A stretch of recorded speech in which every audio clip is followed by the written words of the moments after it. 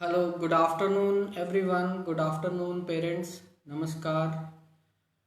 This is Jaswinder Singh Randhawa. If you know me or not, I am a founder and CEO of Real Life Preschool GTB Nagar Jalandhar, co-founder of Kiddies World School Rama Mandi Jalandhar.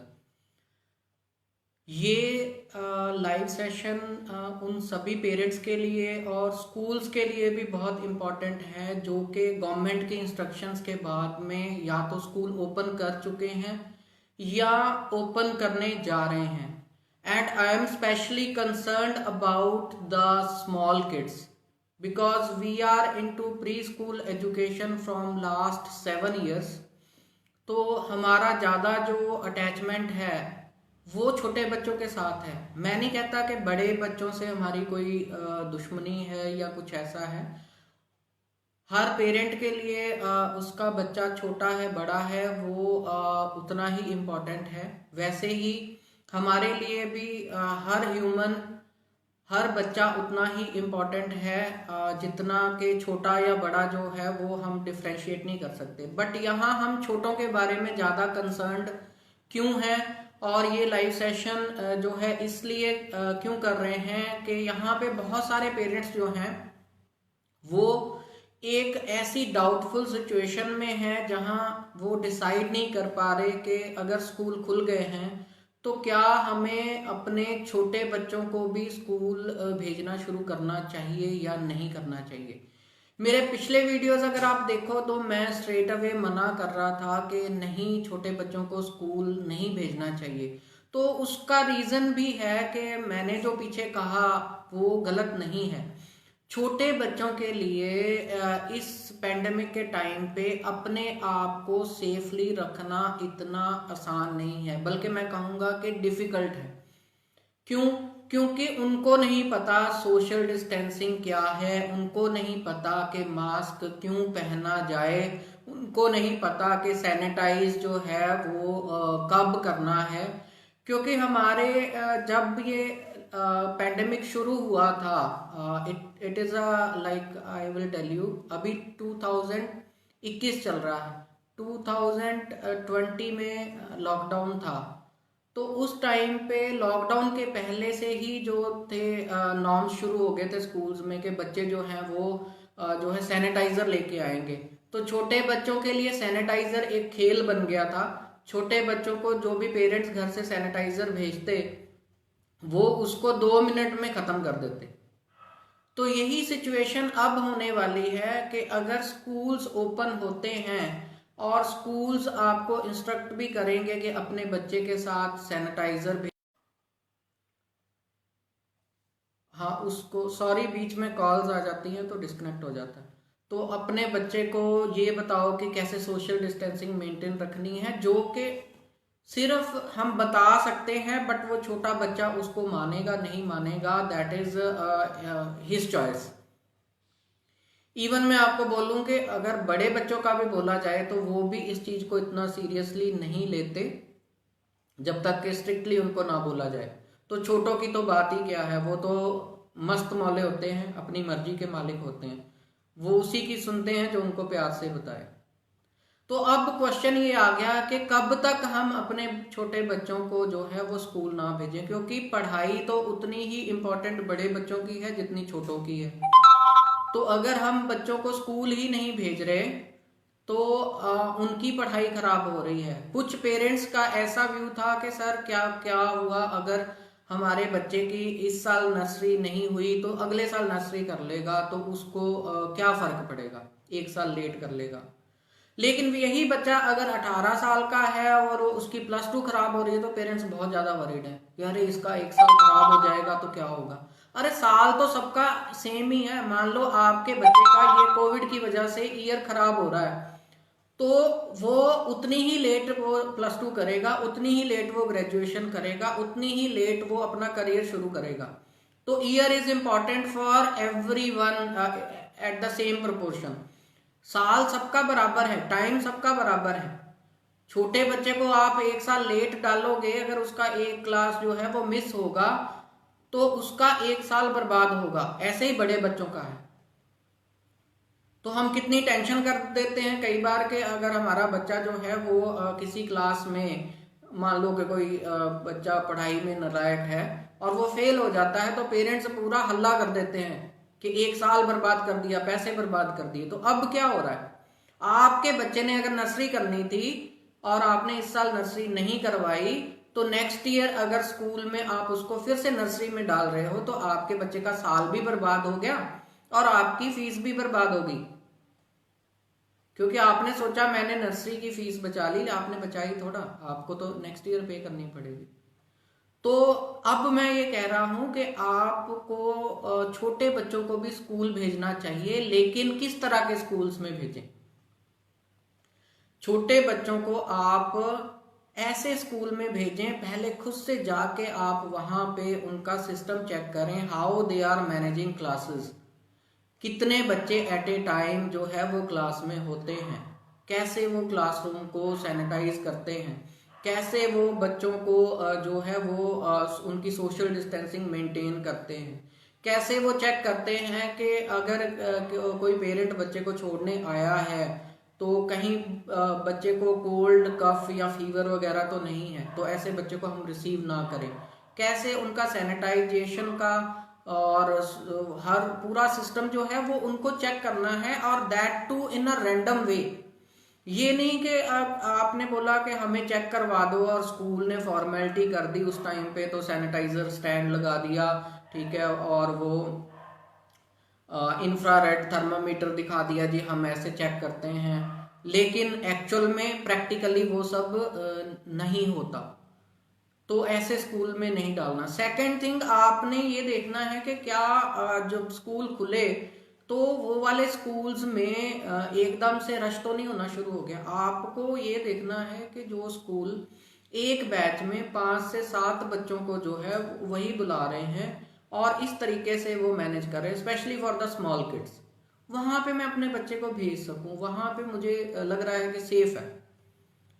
क्योंकि हमने शुरू से ही ऐसे plan किया हुआ है कि अगर स्कूल खुलते भी हैं तो हम एक ग्रुप में एक टीचर के साथ 5 से 7 बच्चों से ज्यादा हम नहीं रखेंगे, because it is very difficult for the teacher to manage the kids during the pandemic time.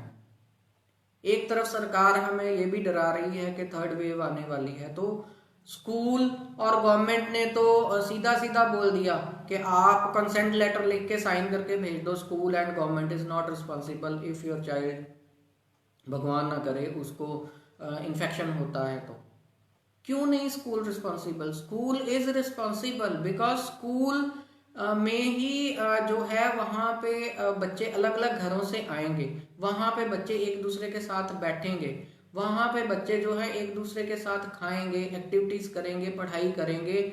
वहीं पे जो है एक ही चेयर, एक ही जो है टेबल या एक ही प्लेस जो है वो शायद बच्चे अलग अलग बच्चे यूज करें और वहां से जो वायरस के फैलने के चांसेस हो सकते हैं। तो ये चीजों का ख्याल कौन रखे? स्कूल ही रखेगा ऑब्वियसली। स्कूल कुछ ऐसा सिस्टम करे इस पेंडेमिक के टाइम पे कि जो एक बच्चे की सीट है वही एक बच्चे की सीट रहे सारा दिन, बच्चे दूसरी सीट्स के ऊपर ना बैठें, बच्चों की सीट्स के बीच में डिफरेंस हो, टॉयज और जो भी इक्विपमेंट है वो दिन में 2 बार सैनिटाइज्ड हो, राइट। बच्चों को रिसीव करते टाइम उनके पेरेंट्स से पूछा जाए कि बच्चा मतलब उसकी तबीयत ठीक है या घर में किसी फैमिली मेंबर की तबीयत खराब तो नहीं है, तो ऐसे बच्चे को मना किया जाए। स्टाफ मेंबर्स को वैक्सीनेशन के बाद ही अलाउ करें कि वो बच्चों को पढ़ाएं। इतनी सारी कंडीशंस को अगर आप फॉलो करोगे तो उस एनवायरनमेंट में बच्चे सेफ होंगे, पेरेंट्स बिना किसी टेंशन के उस एनवायरनमेंट में बच्चों को भेज सकते हैं। सेकेंड वे इज के आप स्कूल में मत भेजो, राइट। आप बच्चे को जो है घर पे पढ़ा लो, लेकिन घर पे वो चीज नहीं आएगी क्योंकि वहां पे उसको अपनी एज ग्रुप के जो है वो बच्चे नहीं मिलेंगे, क्योंकि बच्चा सिर्फ टीचर से नहीं सीखता, वो पेयर से भी सीखता है, अपनी एज ग्रुप के बच्चों से भी वो बहुत सारी चीजें सीखता है, तो वो पेयर उसको चाहिए। तो आई थिंक एटलीस्ट 5-6 बच्चे तो होने चाहिए जहां पे बच्चा जो है वो टीचिंग ले और बाकी की लर्निंग और स्किल्स को भी सीखे, इंजॉय भी करे। तो आप उस कॉन्सेप्ट वाले स्कूल में एडमिशन करवा सकते हो जो जिन्होंने लर्निंग सेंटर खोले हुए हैं। जैसे हमने अलग अलग जगह पे अपने लर्निंग सेंटर खोले हुए हैं, हमारा क्वालिफाइड स्टाफ जो है वो घरों पे ही बच्चों को स्कूल जैसे एटमॉस्फेयर में पढ़ा रहा है, तो वहां पे भी बच्चा सेफ है। आपके बच्चे का साल भी बच गया, स्कूल के जैसे पढ़ाई भी होगी 5-7 बच्चों के बीच में, और सोशल डिस्टेंसिंग भी मेंटेन हो गई। और दूसरी बात कि वो वाला स्टडी सेंटर आपके घर के पास है, तो आपका ट्रांसपोर्ट का खर्चा भी बच गया। एडमिशन फीस जो है वो हमने मिनिमम कर दी है कि पेरेंट्स के जो ऊपर है वो बर्डन ना आए। Why to pay the heavy fees when the study is going online, when the things are not normal, when there is no we are not giving transport facility? Why should we charge for the transport fee? Why should we charge the annual charges? Okay ये चीजें schools को भी सीखनी चाहिए, because सी अगर society में हम एक दूसरे को हेल्प नहीं कर रहे इस टाइम पे, वो भी पेंडेमिक के टाइम पे, और सिर्फ अपना सोच रहे हैं, तो we can not survive. See isolation में आप सर्वाइव नहीं कर सकते। If you are rich, you are rich because there are middle class, there are poor people, that's why you are rich. Otherwise, if there will be no poor people, if there will be no middle class, nobody will say that you are rich, nobody will see your car, nobody will see your big house. Try to understand this. If somebody is a star, if somebody is a famous, because people are following him, तो आपको इस time पे पूरे society को, पूरी humanity को help करनी है जितनी भी हो सके। कोई जॉबलेस है तो उसको जॉब लगवा के दो, कोई बंदा स्ट्रेस में है तो उससे बात करके उसका स्ट्रेस दूर करो, कोई बंदा फीस अपने बच्चों के अफोर्ड नहीं कर पा रहा तो वेव कर दो उसकी फीस, कोई फर्क नहीं पड़ता, भगवान बहुत कुछ देगा आपको। हेल्प करो, जेन्युइनली हेल्प करो। और अनएथिकल जो है वो कोई भी चीज किसी से मत लो जो आपको लगता है एथिकल नहीं है, जो आपको लगता है कि मॉरल वैल्यू से गिर के आप काम कर रहे हो, वो मत करो। बच्चों को पढ़ाई की जरूरत है, बच्चों को अच्छे इन्वायरमेंट की भी जरूरत है, और पेरेंट्स को ये जरूरत है कि उनको जो है वो हैवी अमाउंट ऑफ फीसेस पे ना करनी पड़े। ये पेंडेमिक खत्म हो जाएगा, फिर से दोबारा सब कुछ नॉर्मल हो जाएगा।